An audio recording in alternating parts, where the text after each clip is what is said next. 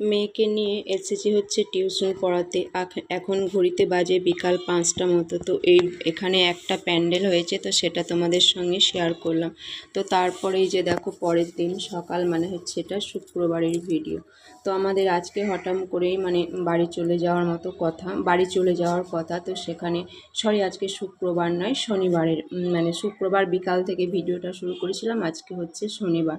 তো যাই হোক, এখন আমাদের ঘর খালি করা চলছে। আসলে আমরা আজকে হচ্ছে বাড়ি চলে যাব একেবারের জন্য, বোলপুরকে বিদায় জানিয়ে।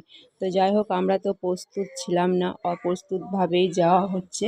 তো আমাদের এইভাবে চলে যাওয়া তো কিসের জন্য তোমরা অবশ্যই জানতে পারবে, ভিডিওটা দেখো। আমাদের হয়ে গেছে একটা মস্ত বড় চুরি। তো সেই জন্য আমাদের সব কিছু ওলট পালট হয়ে গেল, এমনকি পুজোটাও আমাদের এবারে মাটি হয়ে গেল। তো রান্না বসিয়েছি এখন। হ্যালো ফ্রেন্ডস, গুড মর্নিং সকলকে। কেমন আছো তোমরা সবাই? আশা করছি সবাই ভালো আছো। আমি মোটেই ভালো নেই। আজকে হচ্ছে শনিবার, তো হঠাৎ করেই আমাদের ডিসিশন হয়েছে, আমাদের জানো একটা বিরাট চুরি হয়ে গেছে পরশু রাত্রিতে। তো সেই জন্য আজকে আমরা কিন্তু বোলপুর থেকে চলে যাচ্ছি। আসলে প্ল্যানটা তো বন্ধ রয়েছে, কোম্পানিটা তোমাদেরকে আগেও জানিয়েছি। তো এখানে কোনো কাজকর্ম তো নেই, আমাদের জাস্ট একটা ছোট দোকান করে সংসারটা চলতো, মেয়ের পড়াশুনো। তো পরিস্থিতি এমন হয়ে গেছে যে আমাদেরকে বাড়ি যেতে বাধ্য হচ্ছি। তো আজকে হচ্ছে শনিবার, আমাদের গাড়ি আসবে 11টার সময়। সমস্ত কিছু গোছগাছ চলছে। দেখো আমি স্নান করে জামা কাপড় কাচা ধোয়া পুজো করে নিয়েছি। এখন ঘড়িতে বাজে প্রায় 8টা, সাড়ে 8টা মতো। তো চুরির দিনে মা এসেছিলো, ফোন করেছিলাম। চুরি হয়েছে সেদিন বৃহস্পতিবার রাত্রিতে আমাদের চুরি হয়েছে। তো শুক্রবার সকালে এসেছে মারা, শুক্রবার নয় সরি বুধবার রাত্রিতে চুরি হয়েছে। মারা বৃহস্পতিবার সকালে এসেছে, ফোন করেছিলাম। তো তখনও আমরা জানতাম না যে আমাদেরকে এই মুহূর্তে বাড়ি চলে যেতে হবে। সামনেই মাধ্যমিক পরীক্ষা আছে মেয়ের।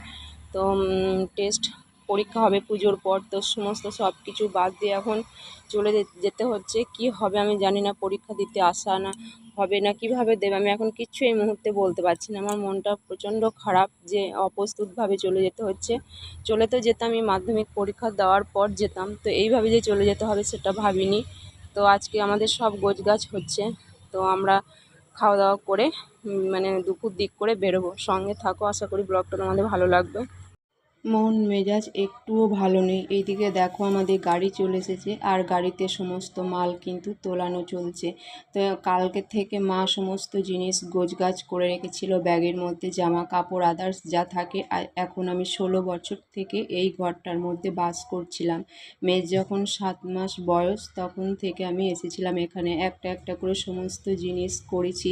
তো দেখো সেইগুলো বের করে, আর এই ঘরটাকে ছেড়ে যেতে আমার বুকের ভিতরটা কি হচ্ছিল তোমাদেরকে বলে বোঝাতে পারবো না, এতটাই কষ্ট হচ্ছিল। তবুও নিজের ঘর বাড়ি নয়, তার সত্ত্বেও আমার কিন্তু প্রচণ্ড খারাপ লাগছিল আজকে।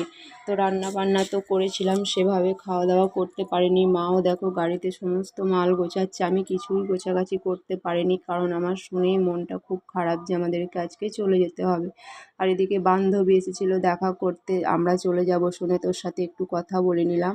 আর শেষবারের মতো তোমাদেরকেও একবার প্ল্যানটা দেখিয়ে দিলাম। আমাদের গাড়িও প্যাকড আপ হয়ে গেছে, আমরা সবাই রেডি হয়ে গেছি, গাড়িও বেরিয়ে গেছে। আর আমরাও কিন্তু গাড়ির পিছনে পেছনে যাচ্ছি।